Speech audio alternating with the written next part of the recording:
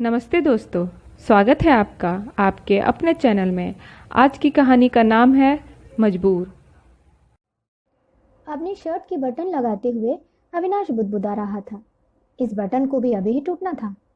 पास ही खड़ी उसकी पत्नी वसुधा झट से सुई धागा ले आई और बोली, लाइए, मैं बटन टाक देती हूँ। अविनाश ने झल्लाते हुए कहा, कितनी बार कहूँ तुम्हें, मेरे आसपास मत फटका करो, दूर रहो मुझसे।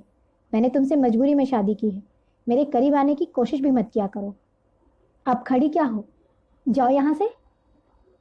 शादी के 6 महीने बाद भी अविनाश का वही रूखा रवैया बरकरार था जो शादी की पहली रात था।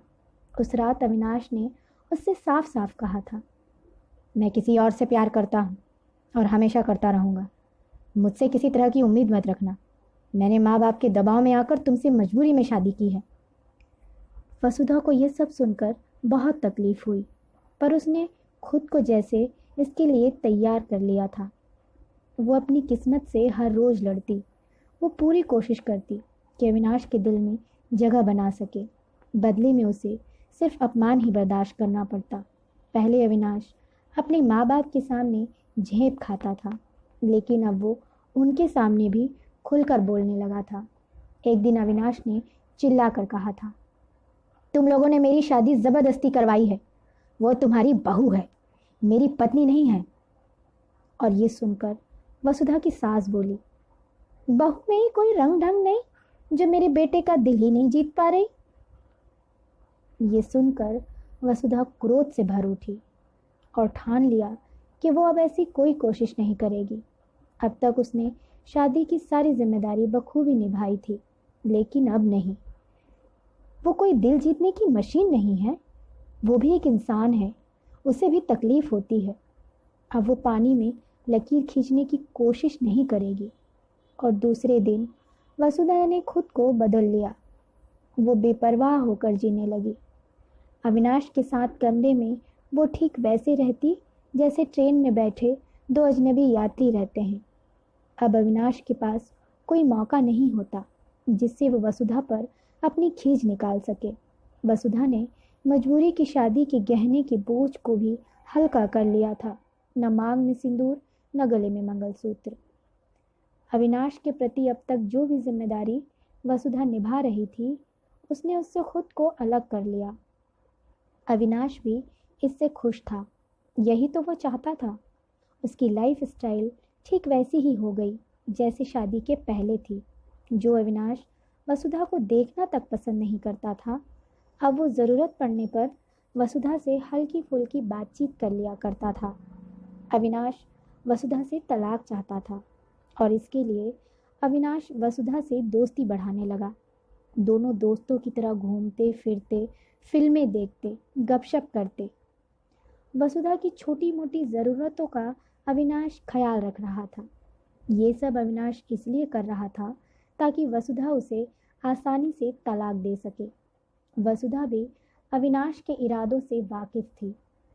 वह भी इस झूठे मजबूरी के रिश्ते से बाहर निकलना चाहती थी। वो सिर्फ अविनाश के बोलने का इंतज़ार कर रही थी। और एक दिन मौका देखकर अविनाश ने कहा, मैं जिससे प्यार करता हूँ उससे शादी करना चाहता हूँ। वसुधा ने जवाब दिया, कर लीजिए, किसने रोका है। वसुधा ने ये बात इतनी सहजता से कही कि अविनाश को यकीन नहीं हुआ। उसने फिर कहा, सच कहो, तुम मुझे तलाक दोगी। वसुधा ने जवाब दिया, हाँ, वैसे भी हमारे साथ रहने का कोई मतलब नहीं। एक गलत फैसले से 3 जिंदगियां बर्बाद हो गई। हम सही फैसला लेकर अपनी जिंदगी में आगे बढ़ सकते हैं। सच वसुधा। अविनाश खुशी से झूम उठा और वसुधा के हाथों को थाम कर बोला, थैंक यू वसुधा, मैं कितना खुश हूं मैं तुम्हें बता नहीं सकता। और अविनाश ने वसुधा के माथे पर अपने होठों को टिकाकर आभार व्यक्त किया था।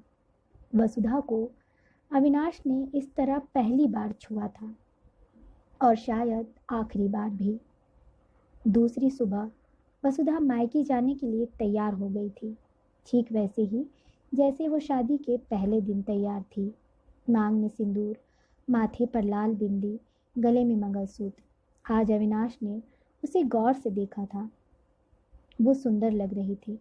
अविनाश की नज़र वसुधा के माथे पर लगी लाल बिंदी पर ठहर गई।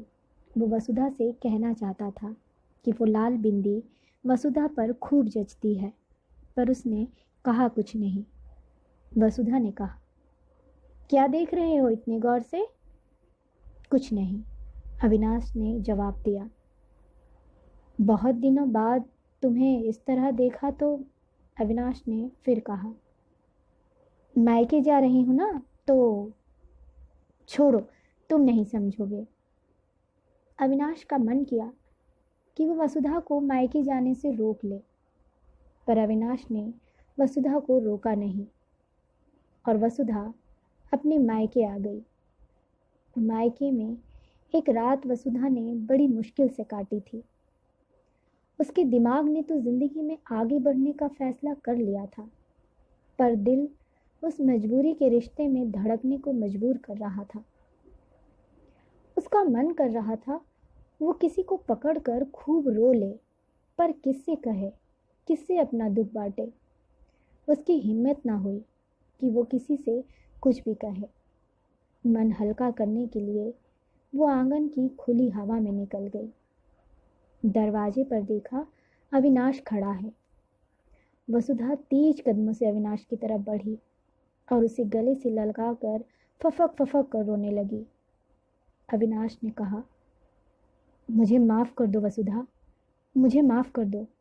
मैंने तुम्हारा बहुत दिल दुखाया है।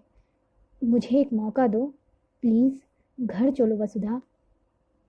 वसुधा ने जवाब दिया, पर तुम तो तलाक। हाँ, मैं तुमसे तलाक चाहता था। माँ बाप ने मेरी शादी तुमसे ज़बरदस्ती करवाई थी। मैं तुमसे तलाक लेकर उनको ये साबित करना चाहता था कि ज़बरदस्ती के रिश्ते ज़्यादा दिन नहीं टिकते। और वसुधा ने कहा, और वो लड़की जिससे तुम प्यार करते हो? अविनाश ने जवाब दिया, वो रिश्ता उसी दिन टूट गया था जिस दिन मेरी शर्ट का बटन टूटा था। तुमसे दूर जाने की कोशिश में मैं कब तुम्हारे पास आ गया वसुधा, मुझे पता ही नहीं चला। मुझे तुम्हारी आदत हो गई है वसुधा। ये एक रात मैंने तुम्हारे बिना कैसे काटी है मैं बता नहीं सकता। इस दिल को तुम्हारी आदत हो गई है वसुधा। मैं फिर से मजबूर हो गया हूँ। मैं तुम्हारे बिना अब एक पल भी नहीं रह सकता वसुधा। घर चलो वसुधा। और अविनाश ने वसुधा के आंसुओं से भीगे हुए गालों को हाथों में लेकर एक नज़र उसके चेहरे पर डाली। वसुधा के चेहरे पर सुबह की धूप खिल रही थी। उसके माथे पर लगी लाल बिंदी पर किरणें टकरा रही थी। आप सुन रहे थे कहानी मजबूर। कहानी अच्छी लगी हो तो मेरे चैनल को सब्सक्राइब ज़रूर कीजिएगा। अगली कहानी तक के लिए मुझे इजाज़त दीजिए। नमस्कार।